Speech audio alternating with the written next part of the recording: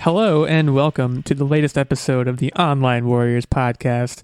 We're all back 3 strong today. Myself, Illeagle86, joined by Nerdbomber. Welcome back. Hello, everybody. Sorry I sound a little bit like a frog, but I'm just going to deal with it this week. We're happy to have you, frog or not. And Techtic, of course, also back once again. Not frog, but I'm here. I would say you're more of like a spider monkey. I'll take it. If you were any animal, what would you be? You know, hold on. It's funny that you called him a spider monkey because we play beach volleyball and sometimes he subs into my team and his nickname is the spider monkey because I'm fast like a spider monkey. Let's leave it there. Well, it's a good thing to be in volleyball, no matter what it means. I feel like Nerdbomber was about to say something deprecating, but... It wasn't so much deprecating. It's just imagine him in midair and like, what does a spider monkey look like when they're jumping through the air? That is what he looks like when he is attacking a volleyball. All limbs are stretched out. It's impressive. Every single one. It's honestly impressive. All 5 limbs. I would say all 5 limbs. I would say the limbs. Yeah, the limbs look a certain way, and I'm being painted a picture of what you play volleyball like. So this will be good for me in the future if ever we are to meet on the court, so to speak.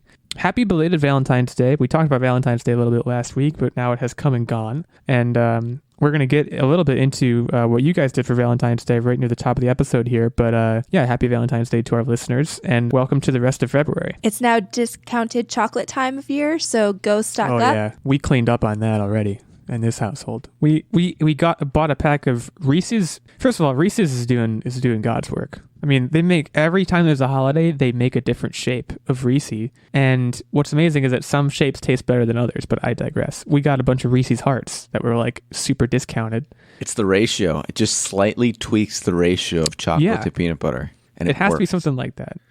But the point I'm trying to make is that we bought them and they're already gone. And we're recording this on Tuesday, like always, and Valentine's Day was Friday. So that is remarkable. You do the math. That is very impressive. We don't play in this household. That's all I'm going to say. When it comes to chocolate, because my girlfriend Hayes, who's been on this show, she got me mint chocolate because I'm a big mint chocolate guy. So we had mint chocolates and Reese's, and still, let me just put it this way, we had a busy weekend. But anyways, we're removed from Valentine's Day now. We're entering the back half of winter. I believe the groundhog did not see his shadow this year, which we didn't talk about the groundhog at all in past episodes.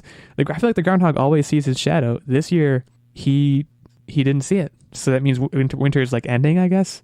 Groundhog Day is weird. It doesn't even make any sense at all. Yeah, it doesn't make any sense because if he saw his shadow, that would mean that it's sunny and that should indicate that it's like nice and warm and it's going to get warm soon. I don't know. It's all weird. If we had a research department, I would be asking them right now to find out how accurate the groundhog's predictions are. But we don't, so we're going to leave it at that. It's got to be based on the Farmer's Almanac, honestly. And then the groundhog itself is just a gimmicky thing for public relations. So you think the groundhog reads the Farmer's Almanac every year, and that's how he figures out what to do?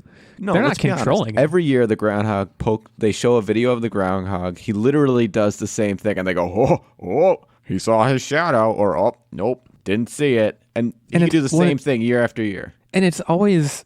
I have seen those videos once or twice, and the crazy thing about it is that it's a bunch of there's a bunch of guys that they look like they're trying to dress up like the Monopoly guy. Like they were all wearing like top hats and like they got like white beards.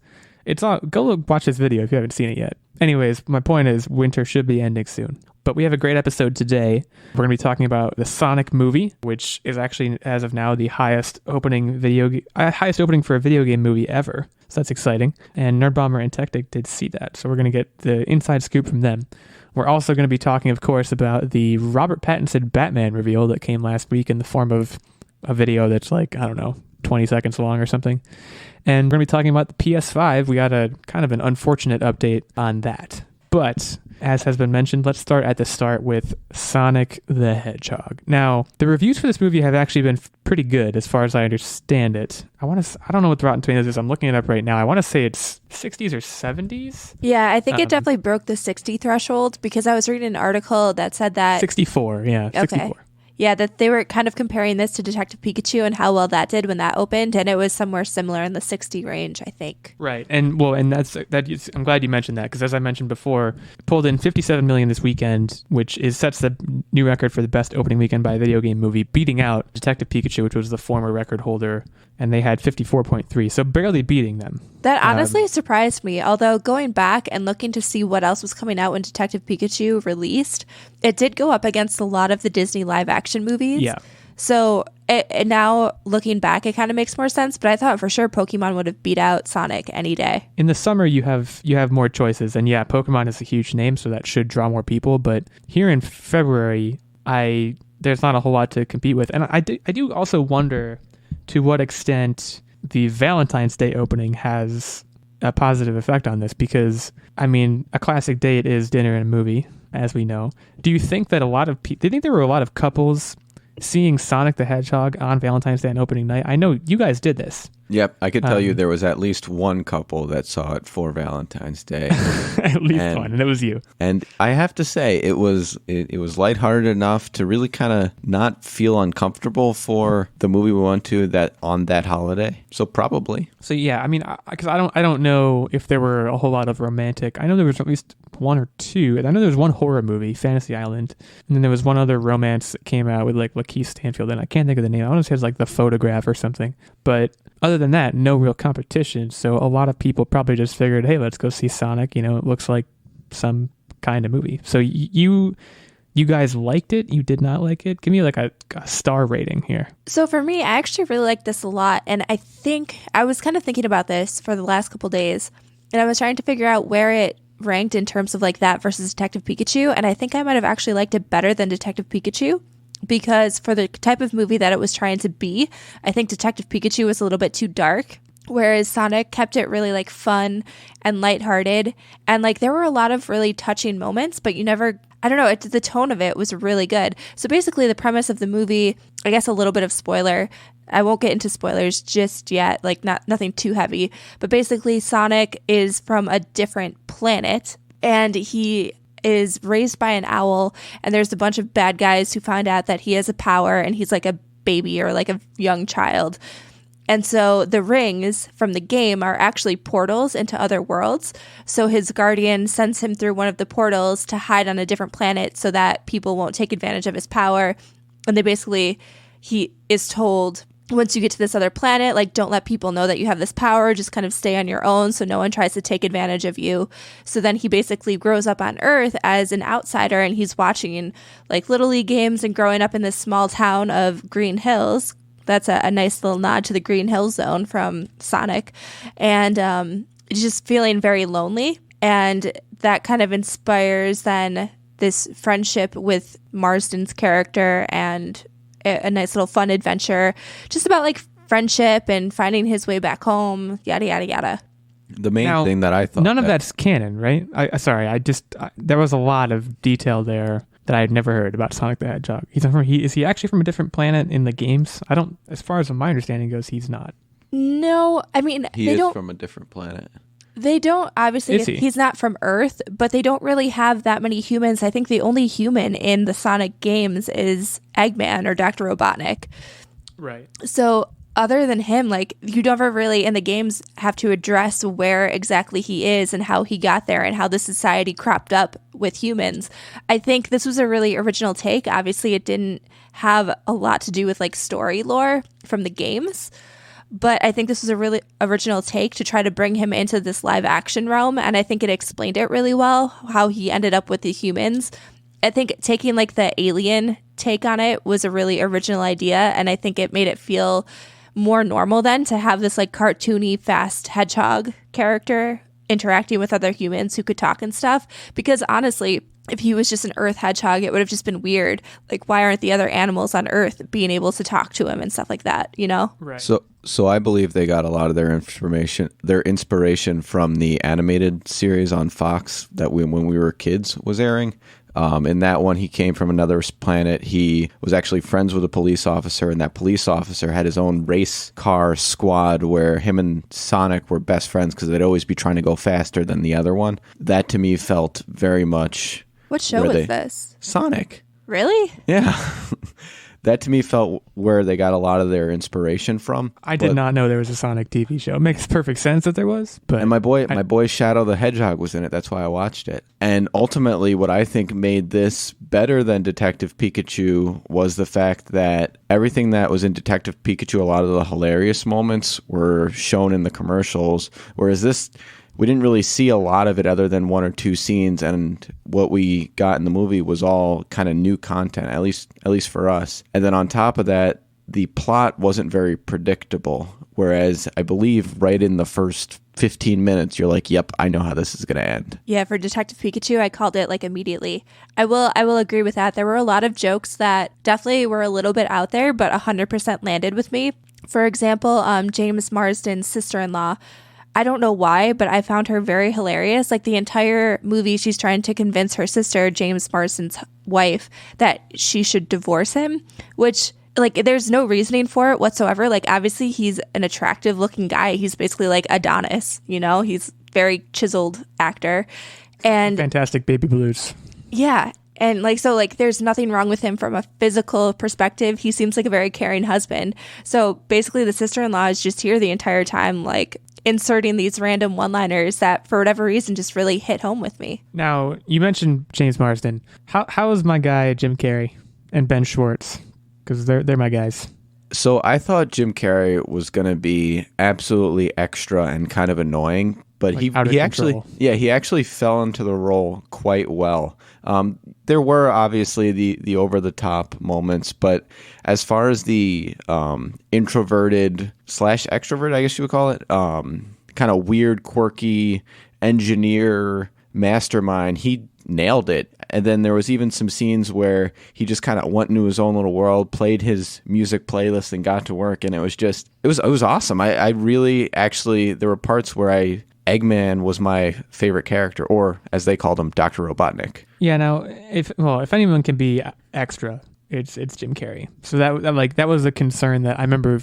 Well, when I saw the first trailer, there were many concerns, but at the time, one of the bigger ones was, boy, Jim Carrey is just going to like really Jim Carrey all over this movie. See, so for me, he was probably the weaker point of the entire movie. I was really digging Ben Schwartz's Sonic. I thought he played that extremely well. He voice acted that great. And I think his chemistry with James Marsden and like the whole kind of like buddy adventure movie aspect of it was really great. And to me, Jim Carrey, like, I don't know. I was never really big on like 90s Jim Carrey. I always thought he overacted. Like there's a certain threshold where his super physical, reactive, over-the-top comedy is funny. And then once he passes it, it's just like a little bit too much and he layers it on too thick. And to me, he kind of hit that point a little bit. Like, keep in mind in this movie, and obviously like Dr. Robotnik has his own character and material to draw on from the games, but in this movie, he's supposed to be someone that the government hires to bring in to do an investigation. And right. The way he acts is just like completely out of left field and just a little bit too crazy for me to fit in the world and how they explained his presence in it. So I don't know. I do think there is something at the end that I do want to touch on. We'll have a spoiler in a little bit for the after credits scene because there is an after credits scene. So I'm excited to see where he'll eventually take the character if there's a sequel, which I heavily suspect there is going to be a sequel just because I think the budget for this movie was actually pretty low. And so I don't see a world in which they don't recoup and make a profit on this movie. So I can very easily see there being a sequel. And So you're saying that was going to be my next question, is they built in the possibility of a sequel. I mean, it's a movie that's based on existing IP, so you have to assume kind of going in that they're going to at least leave it open for a sequel if they can. But you're saying based on this credit scene and just generally how the movie ended that a sequel is likely? Right. So like the movie itself, I think could easily be a standalone, and it wrapped up the story that it presented in this movie very well at the end. But then it did present an after credit scene, and this is a little bit of a spoiler territory now. So if you don't want to hear about this, then spoiler. Yeah, just say it a bunch of times, whatever it takes. So, and in the after credit scene, at the very end of the movie, Eggman is sent to a different planet where he's basically all by himself and goes a little bit crazy, and he starts to look a little bit more like the classic Eggman from the video games and the TV shows. Wow, spoilers. I'm just kidding. I have to be here. I have to listen to the spoilers. It's my job. Sorry. So I'm curious to see how he'll develop that character as he really takes on more of a traditional Dr. Robotnik persona. And then Tails also shows up in an after credits scene looking for Sonic. And I have to tell you, Tails is my boy. He's my favorite character in Sonic. Some people don't like him because they think he's a little bit too like, oh, I'm such a little kid and I can't do anything because I'm just Tails. But growing up, so my brother and sister are both significantly older than I am. So whenever we'd play Sonic 2, I was always relegated to Tails because Tails can't die and is not the main character, so you don't really influence the game all that much. And so I have this really strong bond with Tails. I loved him in every single game that he's in the movies, and I really liked, even when he showed up in the after credits scene, I think I like punched Techtic a little bit, and I was like, oh my god, it's Tails. And I was super excited. The way they animated him, I really like it. He's a little bit too boxy, but I think that his animation style, I think, will lend itself well to matching Sonic's animation style, the new one, obviously not the old one. So I'm very excited. Do you know who voiced him, by any chance? It probably was really quick. I don't know if he even said anything. I think he only said a few words, and I don't remember who voiced him. That's interesting. And I am also, like, it's hard, like you mentioned, it's hard for me to imagine Jim Carrey playing someone that was hired by the government and is therefore kind of supposed to be at least a little bit serious. So him going to Crazy Town makes a lot more sense given, you know, the actor that he is. And like you said, all of his physical things that he does. I don't know much about Sonic. Like, when I was a kid, I had one video game that was fantastic. I think it was called Sonic Adventures. It's so generic. It was a GameCube game. I was a Tails guy as well. I don't think for the same reasons. I think the reasons were probably a lot more superficial.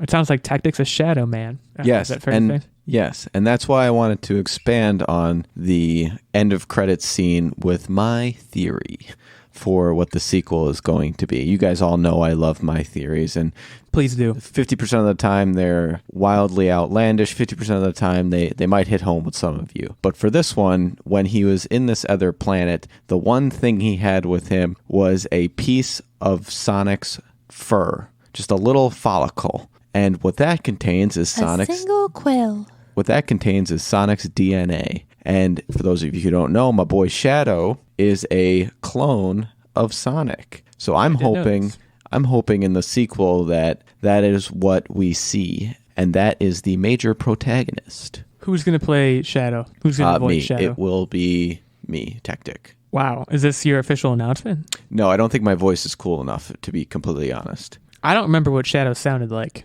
I don't even really remember what Sonic sounded like. I feel like it's a clean slate. I feel like it could sound like anybody. I feel like Christopher Walken could do it. I think you need someone with a deep, smooth voice to play Shadow. Mark Wahlberg. I have no idea.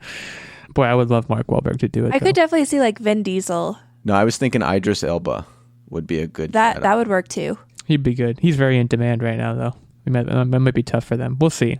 But like you said, it's making a lot of money, so maybe people will want to be in this next one. Who knows? So Sonic is still out right now. Obviously, it just came out last Friday. Should be up for the foreseeable future, and you heard it here first, or maybe not first. But what you did hear first is that it gets the Online Warriors seal of approval, which maybe we should like start like giving those out like officially. You know? I mean, I would stamp this. Things. Like, just I guess to put a little pin on this. I think this is a great movie. If you don't know anything about Sonic, you'll have a lot of fun. I feel like kids will have a lot of fun. All ages will kind of enjoy this movie. And if you are a Sonic fan, there's also a lot of like small little winks and nods and fan servicey things thrown in. Like when the Sonic score starts playing, I got super excited at one point. There's just a lot of like little Easter eggy type things like that will really excite you. So I definitely recommend going to see this one. And it was, to just kind of put a final pin in this, it was like super romantic, right? Definitely. I couldn't imagine a more romantic Valentine's Day evening. Well, there you go. Take your boo to see this movie. You won't be sorry, I guess. But let's move now into what may be a more divisive movie topic, which is, of course, the Robert Pattinson Batman reveal, which I think it actually is just a screen test that Matt Reeves posted. I believe Robert Pattinson himself may have also posted it. I don't even know if he's on social media. But anyways, if you haven't seen this yet, you could go watch it right now. Like I said, it's probably 20 seconds long. It's basically just a picture of Batman wearing the Batsuit in it's like a red room. The lighting's very bad. For being a screen test, like the lighting is bad. That was like one of the first things I thought. I was like, this isn't a very good test. with that said, I want to get all of our thoughts kind of on what we did see and actually what we heard, because the score was an early score test as well. And it was Michael Giacchino. I always pronounce it wrong. The guy who scored Spider-Man, and he's done a bunch of other movies. I believe he also did Doctor Strange. So he has a good superhero pedigree. But what were your guys' general thoughts on this? So from a geometrically pleasing standpoint, I thought it looked very, very cool. I mean, it had the right amount of technology lookingness to it, but also the right amount of armorness to it. And yes, I'm making up words. But the two weird things for me was his jawline looked kind of strange. It looked way harsher than it is in reality. And I know Robert Pattinson has a pretty harsh jaw structure, harsh or defined, but it looked cartoonish on where the mask kind of met his face. That was a little strange. Well, I have a theory. You're getting into what one of my main points was going to be, and I have a theory about that, but continue. And then the other thing, which I'm glad you mentioned the lighting. At first, I got kind of strong Batman Beyond vibes because it looked like the logo on his chest was red. Right. But as you said, the lighting kind of messed that up. So I hope to see it in better lighting and a little bit clearer. But all in all, positive reviews for me. Yeah, I thought it looked cool. I think it's really interesting, the mixed materials, because the chest plate and the body armor was obviously like more, it looked like some kind of hard metal. And then the face mask was actually looked like sewn leather. The thing that really stood out to me, though, was the bat symbol itself on his chest. So it didn't actually totally look like a bat. It looks like either a gadget or something that I've been reading on the internet. One of the leading theories is that the bat symbol on his suit is actually made from the gun that killed his parents. Yeah, so I've seen this too. The vibe, I think the chest symbol to me is my favorite part of the suit and of the reveal. I was getting strong. Actually, I can't remember which one it is. It might be Arkham Knight. One of the Arkham games had a Batman suit that looks very similar to this, at least in terms of the chest plate and what the bat symbol looks like, where it's got this very, very metallic, a little bit ornamented kind of thing going with it, a little bit weathered as well. So I was a really big fan of that. To go back to your point, Techtic, about the mask and kind of how it meets Robert Pattinson's face, I don't think the jawline is the problem. I think the problem is that the mask, like the shape of the mask, it looks like it's not tight enough. Like the nose is very pointed and like, I don't know. It looks like it's not it looks like if I stuck my hand in Batman's face, which don't ever do that first of all. But if I did that, I could slip my fingers in between the gap where his face meets the mask very easily. And I don't like that. That's like, for some reason, I saw that, I was like, it's too loose. It looks like it's flapping around. You could get a stiff breeze up there, the whole thing could blow off. I'm hoping that was shown on. It actually looks to me like a wax mannequin that they were showing, and it doesn't look like a real person. So that could be the reason for dimensional gaps and also jaw harshness, as I'm calling it. That's. I don't think it's a mannequin. Doesn't he move? It doesn't look like a real person. But that's why. It definitely does. I think it's him. I'm pretty sure it's him because he moves in it. I think he moves. Like, I think he looks at the camera. Have you ever been to a wax museum? Everyone swears they move. Anyway. Fair point. Okay. I'm hoping that is kind of the reason for my issues, and that all in all, when we get to see the final product, that it will look good. And that's why I'm still gonna fare towards the positive reviews on that. I really think they did a good job. I think they added nice details, like Nerdbomber said, with the potential gunmetal in his chest plate. Things like that are what really blows me away and what separates kind of the men from the boys, if I may. It's better than the bat nipples? Way better than the bat nipples. But those are used for cutting diamonds. So something that I do want to bring up that I saw someone mention this when I first watched it. I think I first saw it on Reddit or something, and I watched the video, and of course I scrolled down to the comments. Someone mentioned you never see the top of his head. You never see the ears. So there's a lot of speculation as to what those look like, because we've seen a number of different variations of those. For example, if you look at like Ben Affleck's Batsuit, the ears are a little bit more subtle. They're a little bit lower. I hate those little tiny ones. They're so tiny, right? And I agree. I don't like them. And then you see, like, I think Michael Keaton's, they were way up there. And Christian Bale's. I think the Christian Bale Batsuit, for what it's worth, for my money, best Batsuit I've seen in any Batman movie. Any Batman media at all. of all of the modern Batmen, Christian Bale is just the best one, hands down. So I disagree. I think Michael Keaton is, but feel free to have your opinion. Yeah, I think I'm a Christian Bale man, but Michael Keaton is probably a second. Like, and I just Googled, when I look at the way that the Christian Bale suit's ears look, it's perfect. They're not trying to be as much as Michael Keaton's were, but they're very clearly there. Unlike the Ben Affleck suit, which it's almost like they were stuck on there as an afterthought. You know, the Christian Bale bat suit, the face. The mask has like all this character in it. Like there's lines near the eyes that like, it looks like he's constantly scowling, right? And I think that's important.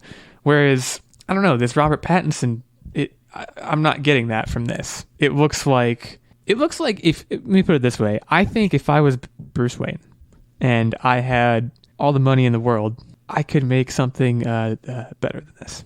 Is that fair to say? Because even like you mentioned that it looks like leather, and it does. Get like a carbon fiber or something. Yeah, like, I'm confused. Come on, shell out a little bit. From a tech perspective, why would you want to have your entire body covered in armor metal and then have your head, which is arguably one of the most vulnerable things that you need to protect on your body, and then make it leather? And leather, like, it sticks and you get sweaty in there. I mean, come on. That's why Red Hood had it right. He has the metal like biker mask thing. Yeah. I think metal is the right way to go. Or even in Batman Begins, I think in Christian Bale, like when they're testing the suits, they get one of the helmets is wrong. And like, remember Michael Caine like breaks it with a hammer and it's like, it's a graphite problem. And they're like, all right, we'll just get a bunch more. Because he's Batman. He's Bruce Wayne. He can be super rich and buy whatever the heck he wants. That's half of it. So I'm wondering, looking at this with that in mind, I'm wondering if this is a screen test for like, all right, this is like the first Batman suit that he makes, and then he'll like make a better one, you know? Like this is like the rough cut, like in a video game when you. But like you said, he's got that. The other challenge with having billions of dollars and making your suit is you got to do it in the shadows, or else everyone's going to know you're Batman. So that could be why, quote, he made it himself, like you had just said. Yeah. I mean, it could be an early iteration, or it could be the final one, and maybe that's the sort of thing they're going for. Maybe that's something that they see as being grittier. It's not as polished as the Christian Bale Batman is, because the Christian Bale Batman is extremely well put together, and I think most of the Batman suits are. But to give Bruce some credit, if when my suit is done, the body is what's going to have the majority of the protection, and the head will be like just basically the brain parts. Everything else is kind of hard to block up without obstructing your vision. Yeah, I mean, I'm on Google Images and I'm looking at these back and forth. And yeah, but you'd want to protect your neck and stuff. Like if someone comes at you with, I don't know, like a throwing star or something, you don't want it to stick through the leather into your head. That's gonna hurt. Because there are, and like as we bring all this stuff up, like there are iterations of the Bale suit, and that's like, it actually factors into the plot. But there were iterations of the Batsuit in the Bale universe that like it was factored into the plot, and at one point he tells Morgan Freeman's character like, "Can I turn my head? I want to be able to turn my head," because you'd make backing out of the driveway easier. It makes a joke, and that's like kind of a wink at like, I think the George Clooney Batman was the one where it was one entire like molded. It like went from the shoulders all the way up to the head, and it was all his one whole body piece. rotated whenever he moved. Exactly, and people made fun of him for that, along with the bat nipples. So like, I don't know. It's a tough thing to make a bat suit and have everyone like it. It's a heck of a lot better than the Justice League Ben Affleck suit from what I've seen so far. The Justice League Ben Affleck suit, I don't know. Maybe part of it was that like I just feel like Ben Affleck didn't have the right body type for Batman. He's so like. I don't even understand like what it like. By the time he played Batman, he was frumpy. It's not that he's frumpy. I think he's just like, if anything, he got too muscly. When I picture Batman, I do not picture someone that's as muscly as like you picture lean but fast. Captain America. Exactly. That's exact. And again, I feel like Christian Bale had it perfect. And granted, Christian Bale was beefy too, but like I just feel like his body type it suited it better. Ben Affleck is like he carries a lot of his weight up top. Well, he was supposed to be old Batman when he was bigger and slower, right, and relied more on technology than kung fu. And was easily swayed by other people's moms' names. True indeed. So there's a lot to digest here with this new Batman, but we want to know what you guys all think. So if you want, you can hit us all up on the social medias. We'd love to hear from you. As usual, I will plug our Twitter names. So I am at OWLegal86. We have at OW Techtic and at OW Nerdbomber. And then, of course, there's our main account for the show, at Online Warriors 1. We also have an Instagram. I think it's at Online Warriors Podcast, ? You can check that out as well. We'd love to hear from you about the Batman suit, the Bat suit, I guess I should call it, or anything else. I presume as we go on here, there's going to be a Batmobile reveal and all kinds of stuff. So there'll be a lot to talk about. And there's more to talk about in this episode, but before we do that, we are going to take a short break to shout out some of our friends. Hey guys, it's Kyle. And Nick. And we're from Dem Fancy Dinosaurs, a weekly comedy podcast revolving around movies, TV shows, and pop culture. We release a new episode every Thursday. And you can find us on Apple Podcasts? Why did you say that like a question? I don't know. Okay, anyway, yes, you can find us on Apple Podcasts, Spotify, and any of the podcatchers. Or you can look up www.demfancydinosaurs.com. Thanks, guys. Stay fancy. And enjoy the rest of the show. All right, we are back. And we are here to talk about the PS5, kind of an update on the PS5 development and the rollout. But before we do that, I do want to shout out our fantastic Patreon producer, Mr. Ben Checkness. Ben has been supporting us for a while. In fact, we just reached out to him on Patreon as it is time for him to guest on the show again, which is one of the privileges he gets as a top-tier Patreon supporter. Every 3 months, he gets a guest spot on the show. So that'll be happening soon. But if you want to be like Ben, Ben is a third tier. Actually, well, I guess that would be the first tier, the highest level tier of Patreon support, which is the night level. And he gets this producer shout out in every show. He also gets input into our weekly game segment and access to the monthly secret segment and vlog as well, which I believe I'm going to be filming the vlog for this month, this weekend. And then I also mentioned the guest spots that he often gets. If you aren't quite as cool as Ben, which is understandable, we have a second level of support as well, which gives you access to the monthly secret segment and vlog. And that's the Squire level. The third level of support is our page level, and that gives you access to the monthly secret segment. So if you're interested in any of those levels, you can head over to patreon.com/Online Warriors Podcast for more of the details. We would super, super appreciate any support. We love doing this, and we would love the opportunity to continue doing so. Let's talk about the PlayStation 5, which we've talked about this, a handful of times at this point on the podcast. And we're probably going to talk about it a handful more times because it's supposed to come out later this year, probably in parallel with the Xbox Series X. But we're now hearing about some problems. According to Bloomberg, there is a lot of trouble with costly parts and raw materials driven by high demand for memory components for things like smartphones and such that could drive the price of the PlayStation 5 to close to $500. Right now, apparently the manufacturing cost is around $450, which, boy, that's already pretty rich for my blood. So I could mention more details here. I mentioned the raw materials and the memory components. The cooling system is also apparently very expensive. So this kind of begs a lot of questions. First of all, would you pay $450 for a PlayStation 5? And yeah, I'll just turn it over to you guys. So the market has already shown that people would pay $300 for a new console, i.e. Nintendo. However, $400, even $500 is vastly pushing it for me. The highest I think I would go would be $350. And this to me doesn't seem like, based on the articles I was reading, it doesn't seem like it's so much the cost of the materials themselves, but rather the demand driving the cost of individual pieces up. So that sounds like they just need to get with their procurement people to really bring it down to meet their market value. And in my opinion, we shouldn't have to suffer for that. That's a them problem. Yeah, it'll be interesting to see how they handle this, because I know that when the Xbox Series X was revealed, there was a lot of scuttlebutt.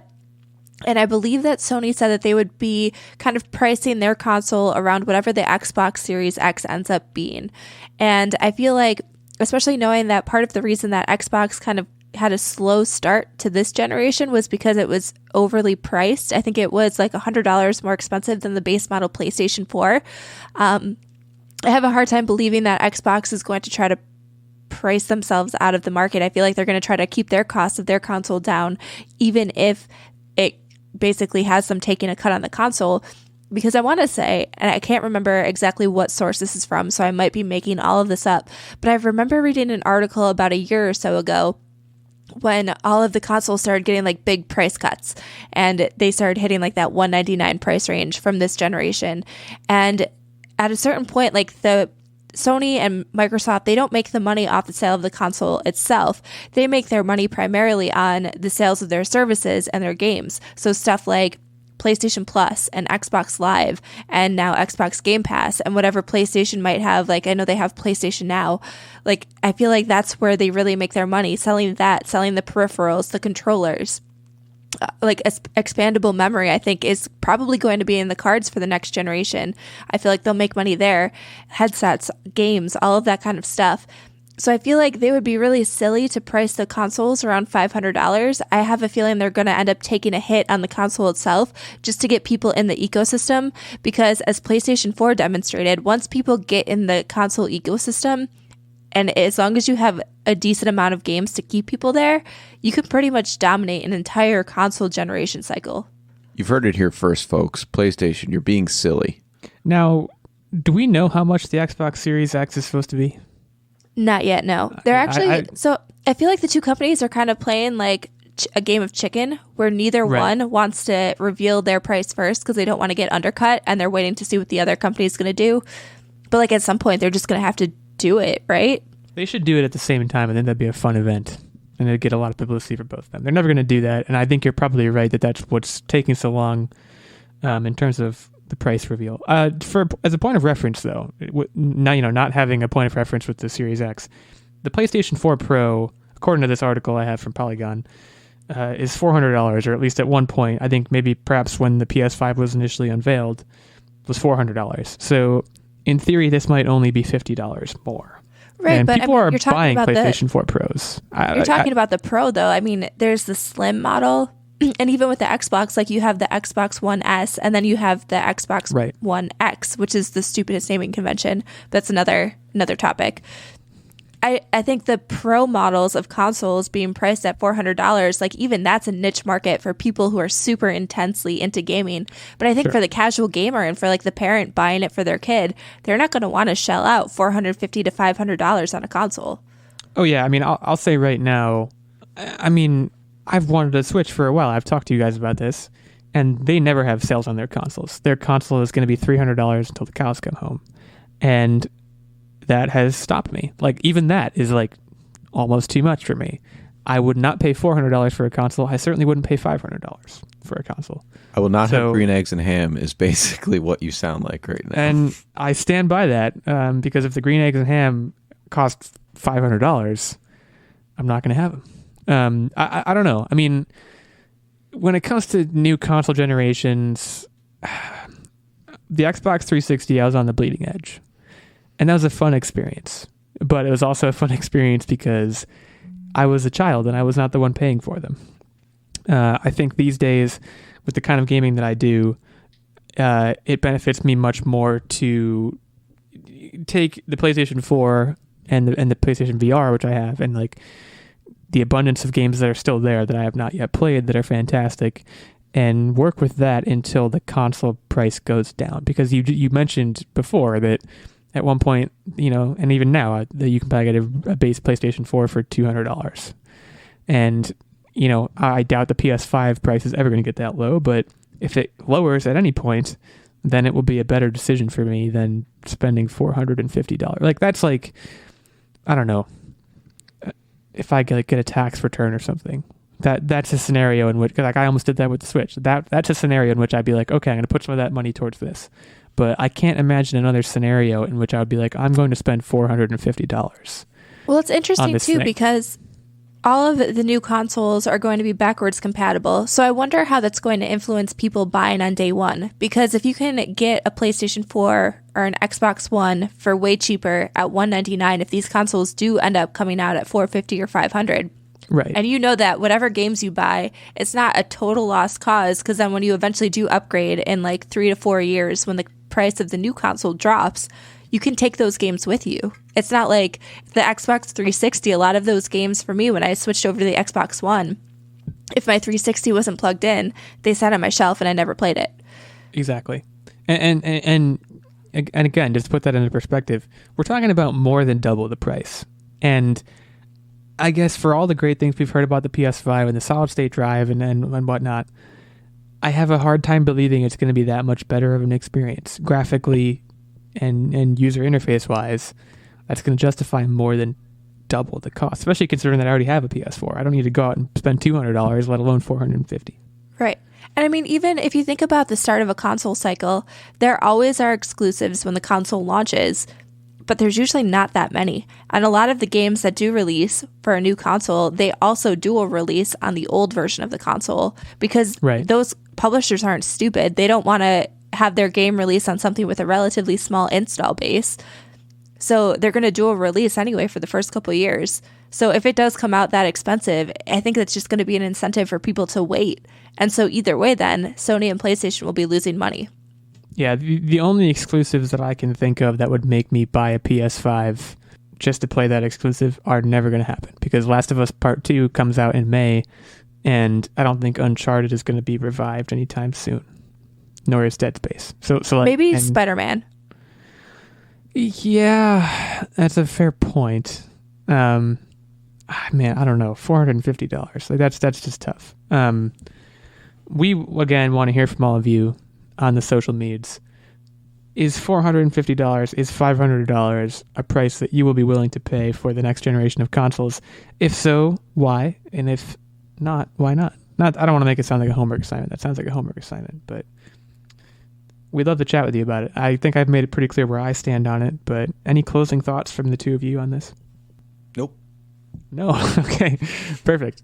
Let's move on then to our What Are You Up To Wednesday segment, where we talk about what we've been up to. Fancy that. I'm going to go first this week because I got a lot to talk about. Superhot VR, guys.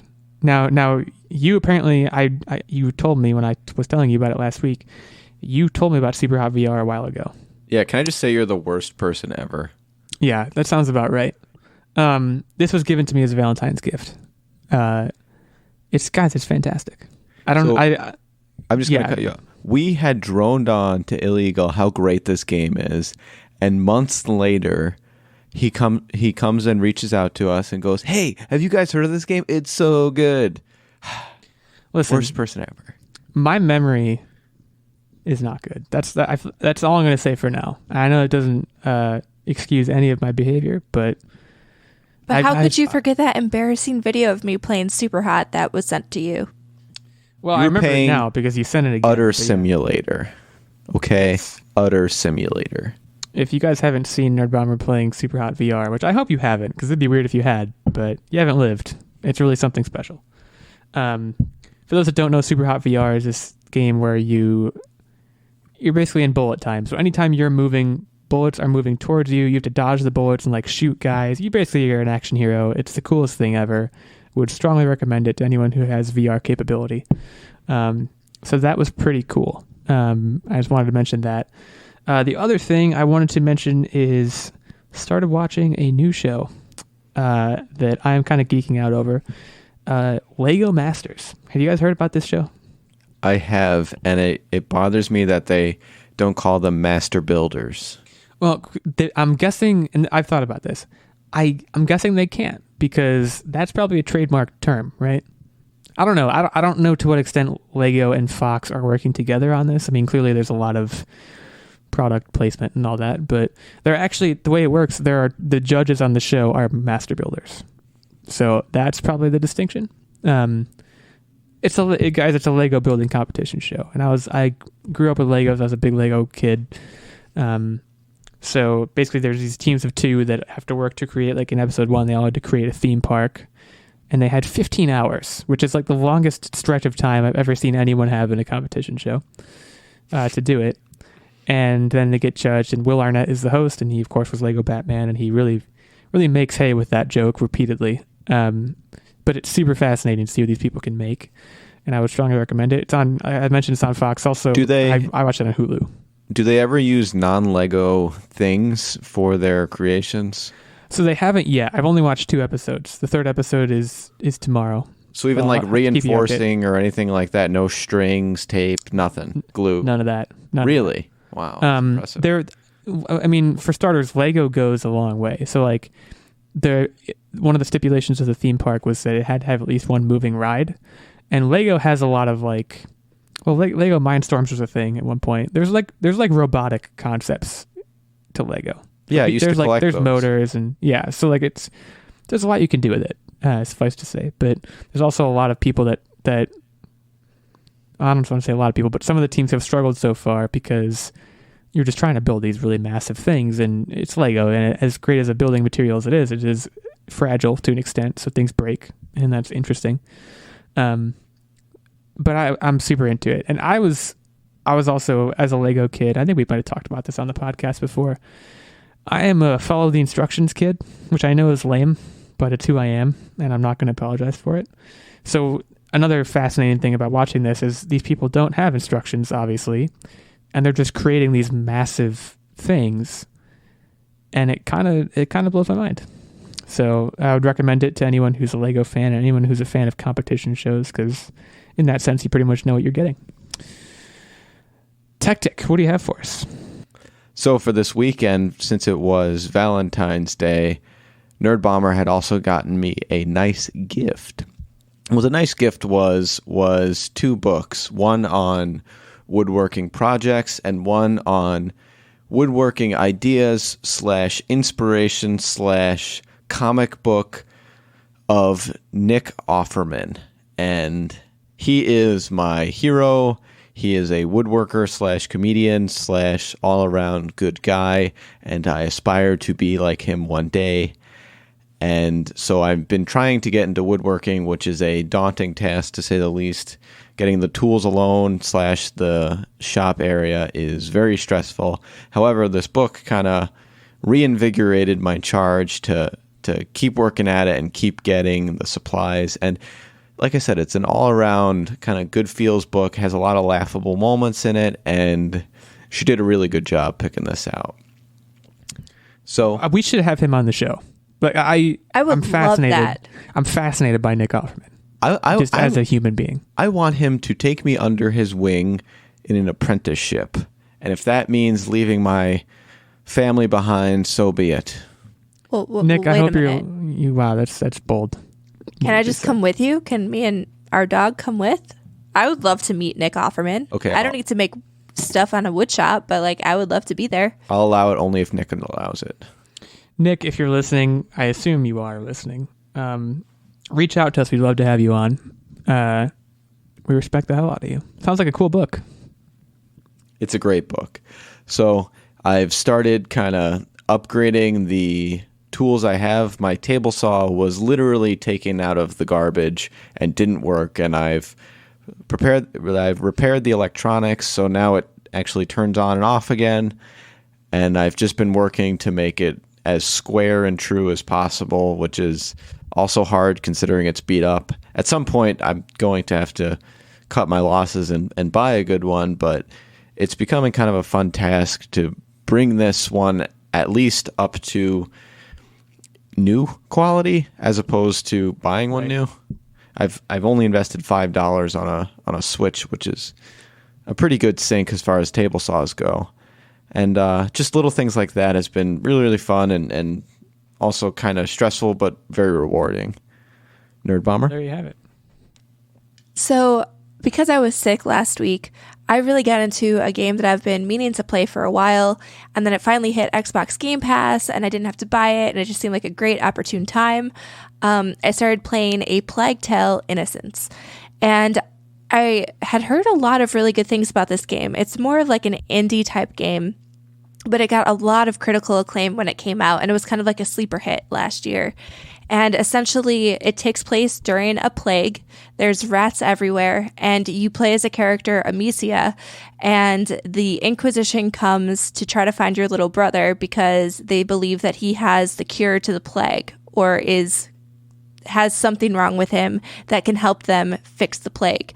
And so your parents get killed, and you are then tasked with taking care of your little brother and getting him to safety, and then finding a cure for the disease that he has that keeps progressively getting worse. And a lot of it feels like a giant... Oh, it feels like a big escort mission almost, but it does it in such a way where it's not annoying. The game is really deeply rooted in stealth, because all that you are equipped with as Amicia is a sling, and you can hit people in the head with rocks, and you can also throw like different alchemy type things. So like you can throw bait to attract rats to a certain area, because the rats are all obviously infested with the plague and they eat people. Or you can like throw fire starter on things because the rats are repelled by light and fire. So basically, you're stealthing this entire game. And the first chapter that I played, and I know I tweeted about this, I wasn't super into it. I was like, oh, I'm not great at stealth. Like, I don't know how this is going to work. Like, I'm one of those players where I just kind of like wreak havoc, even when it is a stealthy game, like in Dishonored. I ended up like, I did play a little bit stealthy, but I also just killed a bunch of people because I am just, that's the way that I play. And so after the first chapter, though, I started getting more into the story, and the story of this game is incredible. And I think it makes up for any gameplay elements that it's kind of lacking in. Because like the gameplay, it does evolve. You get more like perks and equipment as the game gets further on. But ultimately, like, it's still kind of the same thing. Like, you're hiding and you're slinging people in the head, and that's pretty much it. Like, if you get caught when you're in stealth mode, you die and you have to start over from a checkpoint. It sounds so stressful. Like, it sounds like when I'm playing stealth games, because I played Dishonored too, and Dishonored also, not the sequel. I actually own the sequel. I haven't played it. But, like, I was stealthy for a lot of it. And I think in general, I finished it with a very low chaos score. But I need a security blanket of like having a weapon and a bunch of different like powers. Like, you have a sling and that's it. Like, oh my God, I would be panicking the entire time.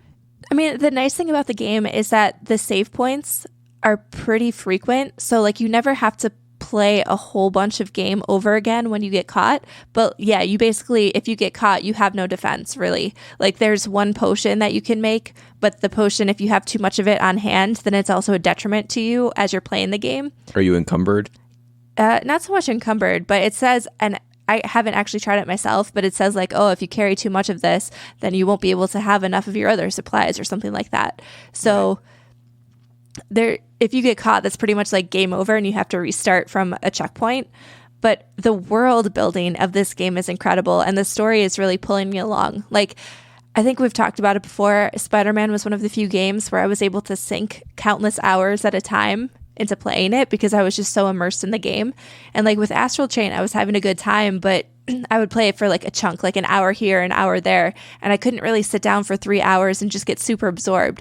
But the story and the world building here is really just pulling me along with this game, and I would definitely highly recommend it. I only have 3 chapters left to go in the game before I finish it, and I'm kind of hoping I can finish it sometime this week, and maybe I'll have like a little spoiler cast thing that I'll lock behind the Patreon wall somehow.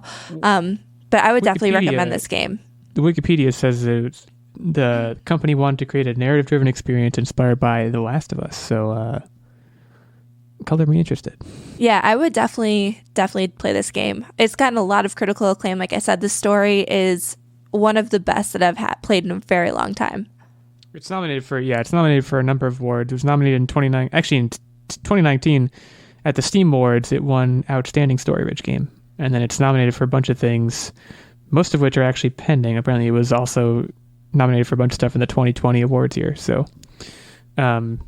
check it out. You heard it here first. A Plague Tale: Innocence.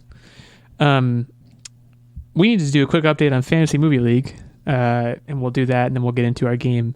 We have a tie this week. That's a kind of a rarity for us. Hipster Pop Geek and Florida Hawk. Hipster Pop Geek again, my goodness. Tied at 135.5 this week, playing Sonic and then 7 Screens of Parasite. Probably trying to capitalize on the Best Picture win for that movie. Very smart. Third place, we have Mecha Yoda at 107, just about. Nerdbomber at 4 with 105. And then, well, look at this. Illeagle 86 at 100 million. I'm right in there. I managed to beat our good friend Ben, who had 91. Devin Reed with 79. Spitfire with 59, Techtic 41 and a half. I forgot to set my in lineup. The world. It's funny, you still have a full lineup, but not a great move for you. You really pulled in Illeagle 86 on that one. And then Secret Agent Man, our good friend, 33 million. So looking at the overall, Hipster Pop Geek expands their comfortable lead to 692 on the season. Florida Hawk with 616. Nerdbomber with 614. So you're right there for second place. You can be fighting Florida Hawk here in the last few weeks.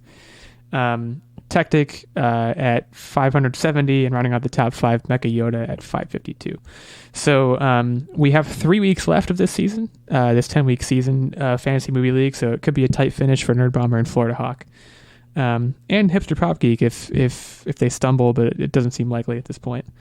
If you want to join in on the fun, you can head on over to fantasymovieleague.com, look up the League Online Warriors podcast, which is a locked league, but the password to get in is podcast all lowercase. You can play for these last few weeks in this season and then really hit the ground running when we start our next season. It's a lot of fun, so go check that out.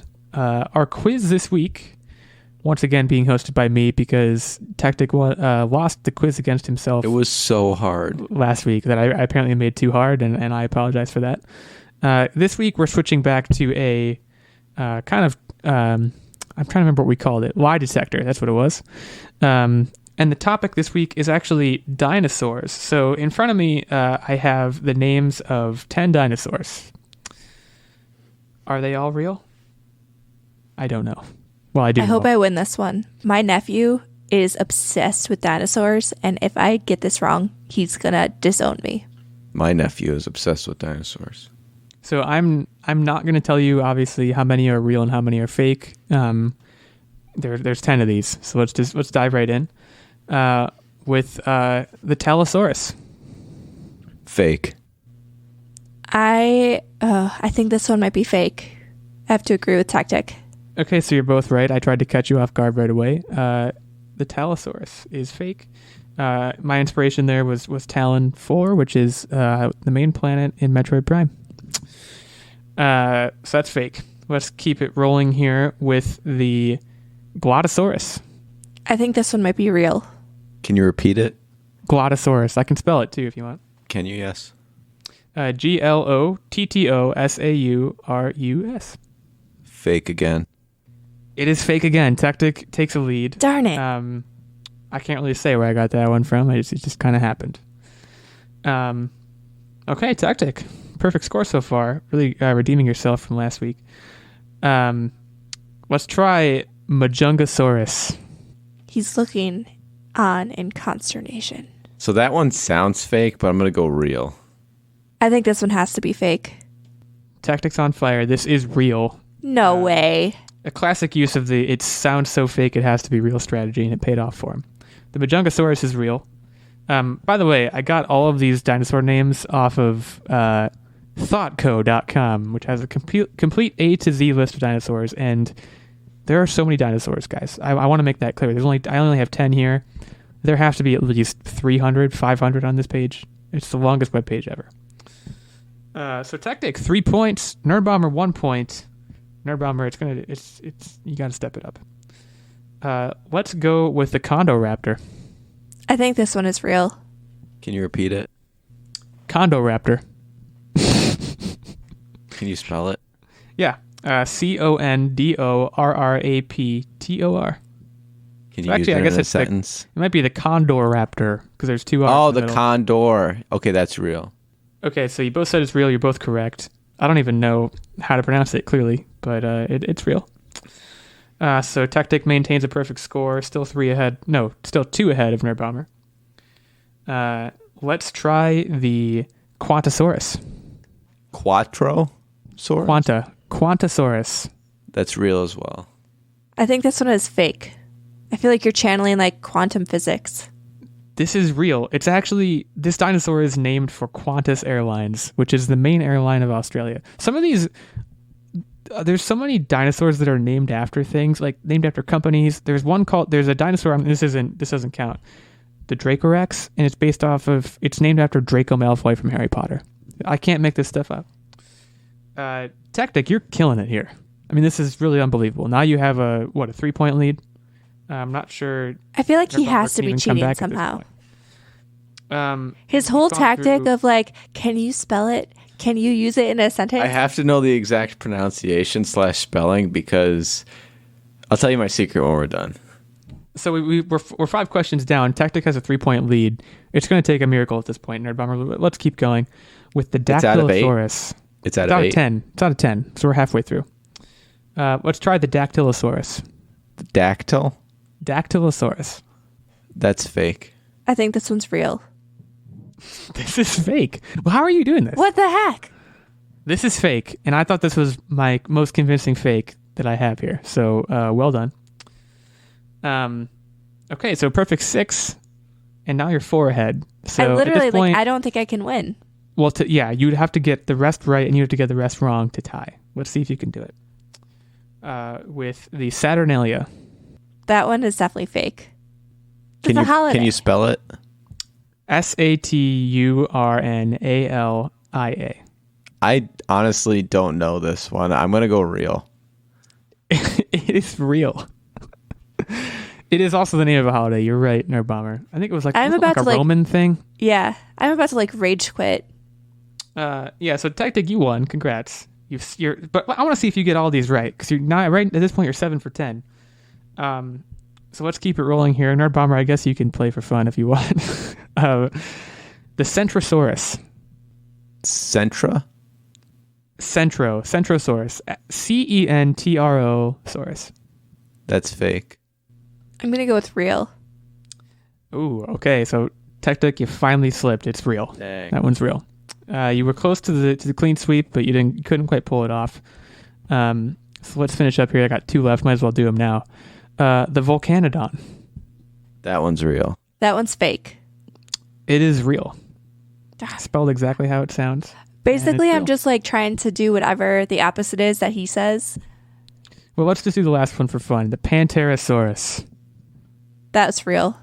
I'll go first. I'll do it. What is Pantera? That's Star Wars. That's fake. So it's not Star Wars. It's a band. But you got me. It's fake. Pantera's a band. So you went 9 for 10. I mean, that's in the history of Online Warriors quizzes. That's got to be close to top marks. So when I was a kid, I used to love drawing dinosaurs and coming up with new names for them, and I had to look up what names were taken. So clearly a lot of that sunk in.